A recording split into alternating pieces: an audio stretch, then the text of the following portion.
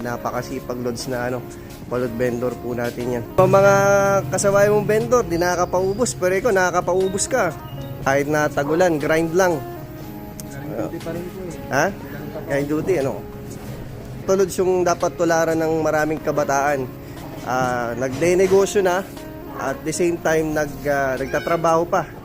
Nag-gasoline boy sa primer. Talaga kayod para sa pamilya. Yan. Walang pinipiling panahon.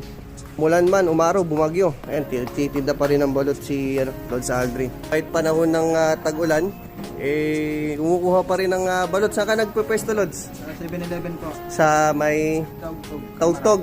Ayan mga Lods, sa lahat po ng mga nasa area po ng Kamara, Taugtog, Botolan, sa may 7-Eleven, dito na ho kayo bumili ng balot.